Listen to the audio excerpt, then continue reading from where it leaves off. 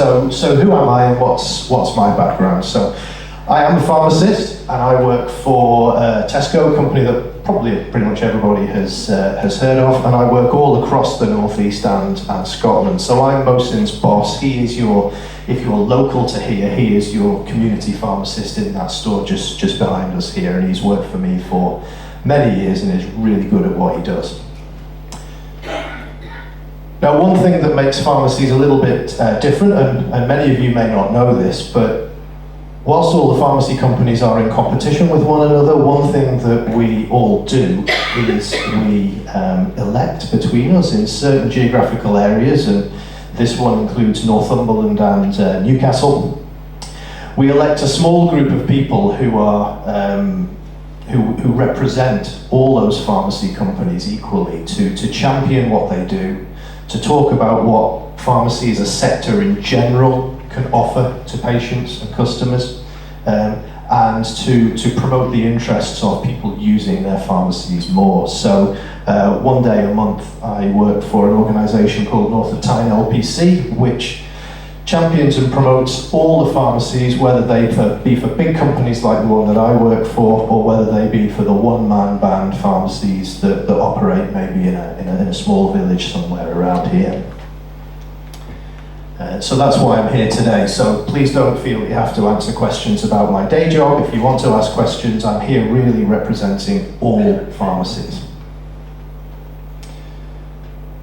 And I'm delighted to be here because one thing as a sector that we struggle with in pharmacy is getting our voices heard. You know, we have a lot of big companies and a lot of small companies, but we all do broadly the same thing, and we're very proud of what we do.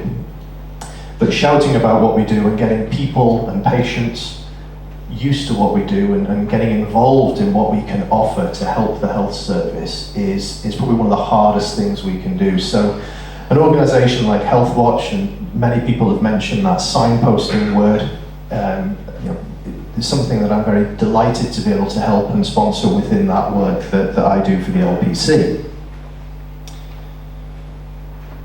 So why I've been asked to come here today is to talk about something called Pharmacy First. Now, clearly lots changes in the health service, and even just talking about 2.5 years ago, it wasn't even the current Prime Minister, it was a previous Prime Minister, but 2.5 years ago it was realised that there was a bit of a problem with GP access, patients being able to access doctor's appointments.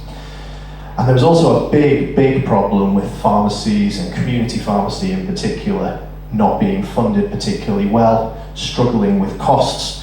Most people will have seen in many places all around the UK, pharmacies closing, reducing their opening hours, etc., which I'm sure at Healthwatch you've probably picked up some feedback on around as well. And my boss, a guy called Adrian, was invited, and a number of other people were invited along, and they were asked, what can we do quickly to help with pharmacy funding, but also to help with GP access and the availability of appointments. And as I understand it, they sat in a room and they thrashed out a various set of ideas, and they rushed through a brand new service really quickly that's turned out to be actually rather brilliant. And that's called Pharmacy First, and that's what I'm here to talk about today. Now, I have to apologise because I'm using somebody else's slides, but I'm going to run through. I'm not going to read all of that, I'm actually going to tell you what happened. So they all got together in a room and they created this set of services. And if I leave you with one thing this afternoon, it will be how we can get more people into these. But look, there's 3 parts of Pharmacy First, this service that's being created. One part enables people who need advice on minor ailments and conditions to get it from their pharmacist. The second part, and this is a problem loads of people have, they've run out of their medication, need a prescription, what can I do? And actually now with Pharmacy First, a call to 111 will send an alert to the pharmacy, and the patient can walk into the pharmacy and the pharmacist will assess their need and provide them with more medication to continue their supply of their treatment. Dead simple.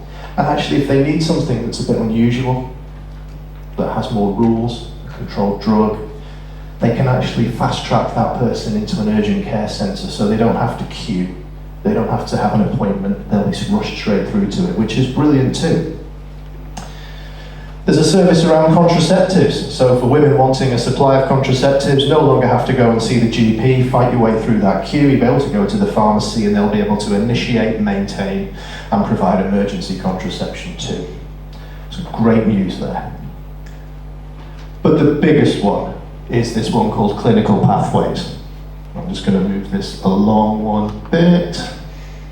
What's our clinical pathways? Well, everybody knows the story. If you have some sort of infection or some sort of medical condition that requires antibiotics, previously you can't get them from the chemist, you've got to go to see your GP. Well, no longer is that the case, because for 7 clinical conditions, patients can head straight to the pharmacy and go through a pathway consultation with the pharmacist, and that will lead to treatment for these 7 conditions here. And these are big ones, you know, these are conditions that people suffer from day in, day out. So sinusitis, sore throat, earache, that's due to an infection, but that is just children.